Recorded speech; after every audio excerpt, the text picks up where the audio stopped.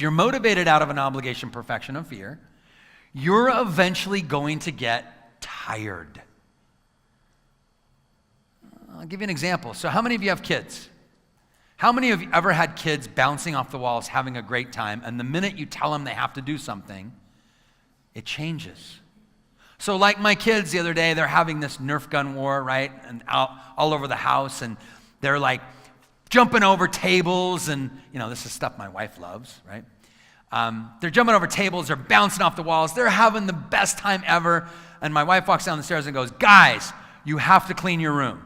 And all of a sudden it's like all of them just died in that moment. They all just dropped to the ground. In fact, one of my kids is like, I got a stomach ache. I'm all, 5 minutes ago you were jumping over the couch. What happened? Right? So when we have to do stuff, we get tired. Aren't we just big kids anyway? When you got to do it, when you're supposed to, it's like, I'm tired.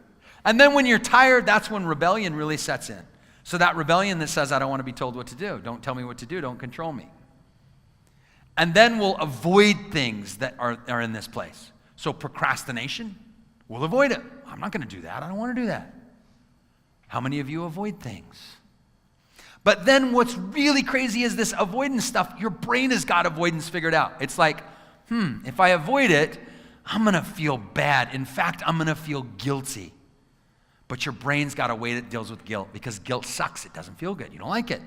So rather than feel guilty, your brain says, that thing I just avoided, I'll do it tomorrow. And the guilt goes away. Isn't that clever? I'll eat healthy tomorrow. I'll make all those phone calls tomorrow, and all the guilt goes away. It's like, what just happened? All that happened is the earth rotated on its axis, but somehow tomorrow becomes this magical place. So we recommit. How many of you have been recommitting to make phone calls for days? Raise your hands. I want to know. Let's hear. Let's really hear. How many of you have been recommitting to make phone calls for days? Keep your hand up if it's been weeks, months, the last year. Because you're being motivated by a have to, must, should, need to, ought to, supposed to. Remember the power of language. I'm supposed to do this. Does that invigorate all this energy? Let's go. I'm supposed to do it. Or is it like, oh. So there's a fourth motivator, the only one that's sustainable. And it's doing things because you get to, want to, or choose to. Because when you choose to do something, it creates energy, right? It creates excitement. There's no fatigue. There's no need to rebel. You embrace that activity. Let's do it. I want to do it. There's no need to avoid. You take action. I remember the first time I really incorporated this in my life, and I learned it from a parenting tool, Love and Logic. Anybody ever read Love and Logic or done Love and Logic work? So they taught me about choice, to parent through choice. And I'm like, all right, let me try this. So I tried it with my kids on this situation where we would go to this community pool. Every summer we go to this community pool. It's like this little pool nestled in our little community, and everybody goes there, and it's like all our friends and all my kids' friends, and it's this really cool little place. But the problem is we get there, and getting my kids to leave is an impossibility. This is when they're small, right? So it's like I had one kid who would go do like the Navy SEAL thing. So when it was time to go, he'd go hide in the deep end, so all that you could see was just his nose and his eyes, right? And it's like, that's a chore. I had another kid that would get up and throw a fit, right? How many of you love those fits that your kids throw? And then my lawyer in the family, who's now my 15-year-old, someday he'll probably sue me for all the things I talk about with him. I'll have to get him to sign in some kind of waiver or something at some point. He would get up and argue why it's not a good idea to go. To the point where I'd be like, maybe he's right? Anybody have a kid like that, right? That makes you question everything.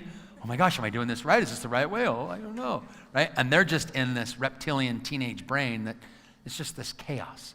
So anyways, I'm like, I'm done. Like, I'm not going to the pool anymore. It sucks. I can't leave, ever. It's a chore. And I would get mad, and we go home, and I go, oh, I'm never going there again. And then we go again. So I thought, let me use this choice thing on him. So we're at the pool one day, and I'm like, all right, here, I'm going to use it.